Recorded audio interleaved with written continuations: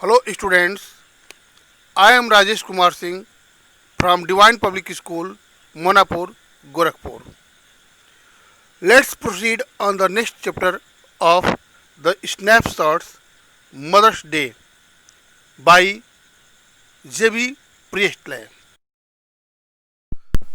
Students, let's proceed on the next paragraph of lesson 5 Mother's Day, paragraph 16. Let's see its reading. Here, Saril, you have been with me to the club once or twice. They don't laugh at me and call me Pompey Ompy Pearson, do they? Saril, embarrassed, hesitates angrily. Go on, tell me, do they? Saril, embarrassed. Well, yes, Dad, I'm afraid they do. George slowly looks from one to the other, staggered. George, slowly. Well, I'll be damned. George exits left, slowly, almost as if somebody had hit him over the head. Cyril, after watching him go, turns indignantly to Mrs. Pearson. Cyril, now you shouldn't have told him that, Mum. That's not fair. You have hurt his feelings. Mine too. Mrs. Pearson, sometimes it does people good to have their feelings hurt. The truth oughtn't to hurt anybody for long. The truth oughtn't, that is, ought not to hurt anybody for long. If your father didn't go to the club so often, perhaps they would stop laughing at him. Cyril gloomily, I doubt it. Mrs. Pearson severely, possibly you do, but what I doubt is whether your opinion's worth having. What do you know? Nothing. You spend too much time and good money at greyhound races and dirt tracks and ice shows. Cyril, sulkily. Well, what if I do? I have got to enjoy myself somehow. Haven't it? Haven't I? Mrs. Pearson, I wouldn't mind so much if you were really enjoying yourself. But you are. But are you? Students, mind the statement of Mrs. Pearson. She says, I wouldn't mind so much if you were really enjoying yourself. But are you? And where is it getting you? There is a sharp, hurried knocking here of left. Might be Cyril, might be for me. I'll see. Students, before explanation of this paragraph, I would like to advise you that read the paragraphs very well and mind the abbreviation, the words used in the form of abbreviation, abbreviated form, and their function, their pronunciations often used in speaking as oughtn't means ought not, and sometimes I would and I had. How you are going to decide that I should read it as I would or I had? In this case, you'll have to see the verb used when the verb is of third form, that is past participle. In that case, you will read at I had, and if verb is of first form, then you will read I would. In this way, you'll mind it. Okay. Now let's see some difficult words related to this paragraph as once or twice, that is one or two times. Okay, once or twice, that is up one or two times. Pompey, Pompey, pomp. Pompey is word made of the words pomp. Okay, and pomp means to show. When a person becomes showy, means he hides himself from his own reality. Then you can say that person is pompey. Pompey, that is fat. Here, the fat people are often we find lazy people. Pompey means showy, fat, and lazy person. Did you understand? Embarrassed. When a person is mentally disturbed, mentally worried, or have trouble due to some anxiety, then you can say you look embarrassed. As embarrassed means troubled, mental anxiety. Hesitate means to pause before saying or doing something. Hesitate while speaking, there is too much pause, there is too much stillness, and the person feels problem while speaking or saying his own sentences, then he hesitates. Here, hesitate means when it is used as a verb, then to pause before saying or doing something because you are not sure or you are nervous. In that conditions, you hesitate. For example, Harriet hesitated a moment before replying. Harriet hesitated a moment before replying.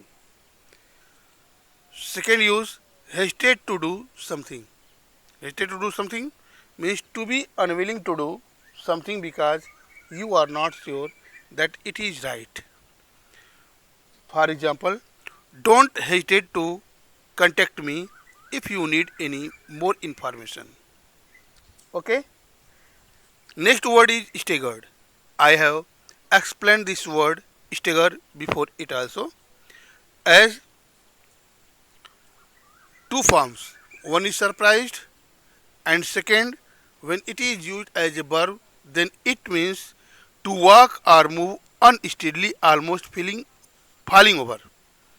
As the children when they are infants, I am sorry, not children, infants, when they learn to walk, they staggered. Okay, to walk or move unsteadily, almost falling over. This is called staggered. The old man staggered drunkenly to his feet. The old man staggered drunkenly to his feet. Best example of this word staggered. When this word is used as adjective, then very surprised at something that has happened to you or some news that you have heard that is hard to believe. Fair. Next word fair. That is right as to do something in a right and honest way. And fair to hit something directly in a particular way. To hit something directly in a particular way that is fair. Now let I explain this paragraph. As Mrs. Pearson claims that the men in the club calls him Pompey Pearson and call his name behind the back, George becomes disturbed. Mrs. Pearson tells George that he has become a permanent object of joke for them and they think him a famous joker. He gets hurt. George wants to get support from Cyril and asks him, Cyril, you have been in the club along with me one or two times. I think they don't laugh at me and call me Pompey Pearson.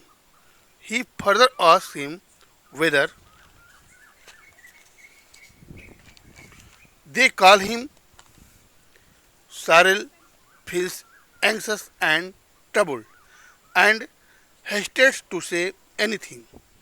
When George sees Cyril hesitant to speak, Then he orders him angrily to speak, whether they call him. Cyril answers him nervously. Well, yes, Dad, I'm afraid they do call you. George looks slowly from one side to another for support in his favor, extremely surprised. George accepts and tells that I'll be punished for it. Damn it. George exits from the left slowly in such way as if somebody had hit him over his head. Cyril watches his father, George, go, then turns angrily towards Mrs. Pearson. Cyril tells Mrs. Pearson that she shouldn't tell him those things like that. He tells her that that is not fair. You have hurt his feelings as well as mine too. Mrs. Pearson tells Cyril that sometimes it is well when some people feelings are hurt. It is well in their favor as well as others too who follow them. If the feelings are hurt due to truth, then it shouldn't hurt anybody for long. She pursues Cyril that if his father didn't go to the club so often, so frequently, then perhaps they would stop laughing at him. Cyril answers her sadly that there is doubt about his not going to club. Mrs. Pearson tells Cyril strictly that he does. He may doubt, but I also doubt you.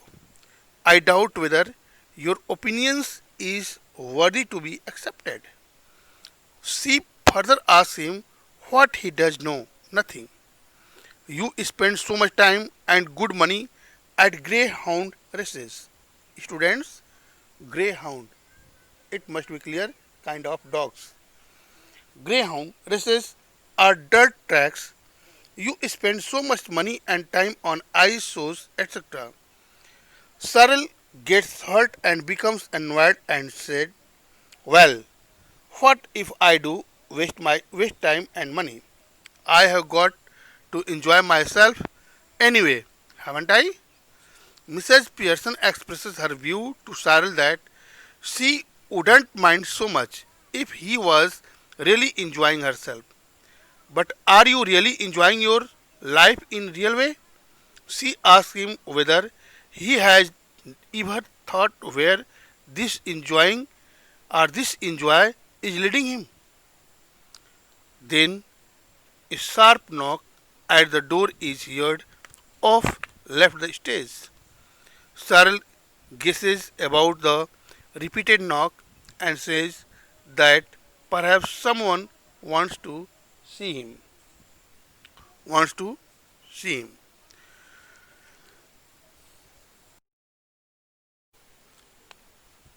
Students, now let's proceed on the next paragraph of this lesson. Mother's Day, paragraph 18 of snapshot. Mrs. Pearson. Nonsense, nonsense, doing them all a world of good.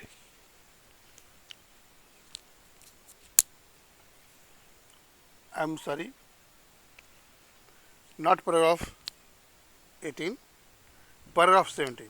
Students, I'm sorry for it. See on paragraph 17.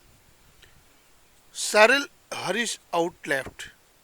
In a moment, he re-enters, closing the door behind him. It's that silly old bag from next door, Mrs. Fitzgerald. You don't want her here, do you? Mrs. Pearson, sharply. Certainly I do. Ask her in, and don't call her a silly old bag either. She is a very nice woman with a lot more sense than you will ever have. Cyril exits left. Mrs. Pearson finishes her stout, smacking her lips. Cyril re-enters, ushering in Mrs. Fitzgerald, who hesitates in the doorway. Come in, Mrs. Pearson. Come in, Mrs. Fitzgerald. Mrs. Fitzgerald, moving to the left center anxiously. I just wondered if everything is alright. Cyril, sulkily, no, it isn't. Mrs. Pearson, sharply, of course it is. You be quiet. Cyril, indignantly and loudly, why should I be quiet? Mrs. Pearson, shouting, because I tell you to, you silly, spoilt young pecan. Mrs. Fitzgerald, protesting nervously, oh no, surely. Mrs. Pearson, severely, now, Mrs. Fitzgerald, just let me manage my family in my own way, please. Mrs. Fitzgerald, yes, but Cyril sulkily and glowering. Mrs. Cyril Pearson to you, please, Mrs. Fitzgerald. Cyril stalks off into the kitchen.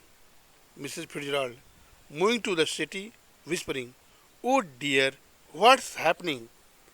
Mrs. Pearson, calmly, nothing much, just putting them in their places. That's all. Doing what you ought to have done long since. Mrs. Fitzgerald, is George home? She sits beside Mrs. Pearson on the settee. Mrs. Pearson, yes, I have been telling him what they think of him at the club. Mrs. Fitzgerald, well, they think a lot of him, don't they? Mrs. Pearson, no, they don't, and now he knows it. Mrs. Fitzgerald, nervously, oh dear, I wish you hadn't. Mrs. Fitzgerald dies. Now, before the explanation of this paragraph, let's see some words as as smack. Smack is a word of action as we have blow, we pinch, we blow someone, okay, we tickle someone, but smack is something different as to hit something against something else. To hit something against something else so that it makes a short, loud noise. Smack your lips. To make a short, loud noise with your lips because you are hungry. To make a short, loud noise with your lips because you are hungry. Okay? Silly, a stupid fellow, a foolish one, a senseless person, whatever you want, you can tell him. An idiot also. Okay? That is a silly person. Ushering, very good word. Student, you must know this word used in our day-to-day life as well as different places as literal meaning of usher means to help someone to get from one place to another, especially by showing them the way. Usher noun means someone who shows people to their seats at theater, cinema, and wedding, etc. Okay, students, mind it what I am telling you.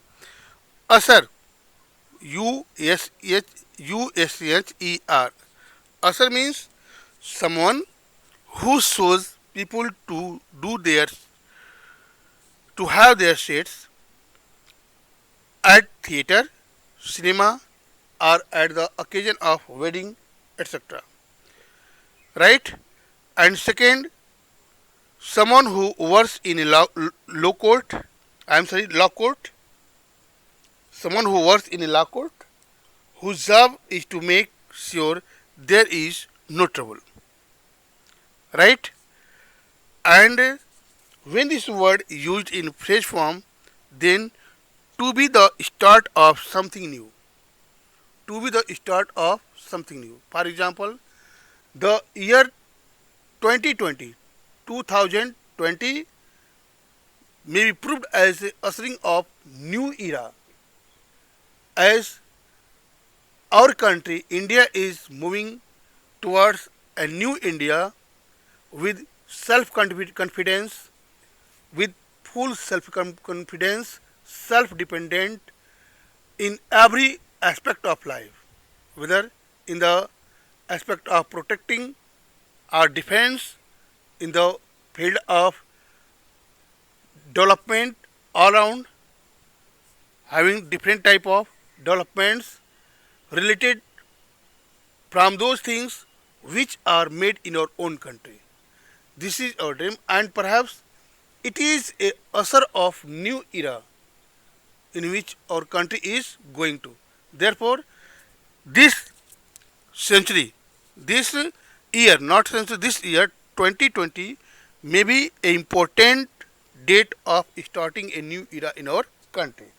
So here, usher in something new to be the start of something new. Sharply, surely. Protesting, that is opposing someone. Opposing someone or something. Now, let I explain this paragraph. As Mrs. Pearson tells Cyril that she doesn't mind if he really enjoys his life himself. Yet, he must have realized that where his enjoyments are leading him. In the meanwhile, to answer the repeated knock, Cyril goes to the door and re-enters the stage, showing the way after closing the door behind him. Cyril informs Mrs. Pearson that it's nothing special. It's that stupid old lady from the next door. Mrs. Pearson, Mrs. Fitzgerald, he further tells her, "You don't want her here, do you?" He further tells her that you don't want her here. Do you want, mom? Students, you should mind that real Mrs. Pearson hardly likes the habits and way of Miss Fitzgerald. So, Cyril makes this comment. You don't want her here. Mrs. Pearson, that is new Mrs. Pearson, replies Cyril severely and says that she certainly likes Mrs. Fitzgerald. She commands Cyril to bring her in the house and also advises him not to call Mrs. Fitzgerald an stupid old lady anyway. She is a very nice woman with a lot of understanding and intelligence than Cyril will ever have in future. Cyril exits from the left. Mrs. Pearson finishes her wine, licks her lips loudly. Cyril re-enters, showing the way to Mrs. Fitzgerald, who hesitates in the doorway. Mrs. Pearson invites in, saying, come in, Mrs. Fitzgerald." Mrs. Fitzgerald moves to the left, center of the room, anxiously and expresses her worries to Mrs. Pearson. She tells her that she thought if everything is alright, Cyril tells her indifferently that no, it is not alright. Mrs. Pearson rebukes him sharply and says, "It's alright, of course," and orders Cyril to be keep quiet. Cyril becomes indignant and tells Mrs. Pearson loudly why he should be quiet. Mrs. Pearson orders him, shouting, "Because I tell you to be quiet, you stupid, spoilt young pecan." She orders him, shouting, "You should be quiet because I tell you to be quiet, you stupid, spoilt young pecan." Mrs. Fitzgerald tells her nervously, protesting Cyril, "Oh, no, surely." New Mrs. Fitzgerald severely to let her manage her own family in her own way. Please. She asks her to let her manage her own family in her own way, please. Mrs. Fitzgerald responds her positively and expresses her dilemma. But Cyril in indifferent and indignant temperament, say not Cyril, Mr. Cyril Pearson, to you, please, Mrs. Fitzgerald. Saying this, he walks strictly yet slowly towards the kitchen. Mrs. Fitzgerald, moving towards the long sofa, whispers to Mrs. Pearson, asking, "Oh dear, what's happening?" Mrs. Pearson answers them cool mindedly, "Nothing much, just putting them in their proper places. That's all. Doing all those things what you ought to have done long ago." Mrs. Fitzgerald asks Mrs. Pearson whether George is home and sits beside Mrs. Pearson on the settee. Mrs. Pearson answers her that she has been telling George what the people in the club call him and think about him. Mrs. Fitzgerald says to Mrs. Pearson that people in the club think about George too much. Mrs. Pearson tells Mrs. Fitzgerald that no, people don't think about George, and now George knows well about it that what the people in the club call him. Mrs. Fitzgerald looks perplexed, troubled, and embarrassed, and exclaims at Mrs. Pearson affectionately, saying that I wish if you wouldn't have done as it, Mrs. Fitzgerald.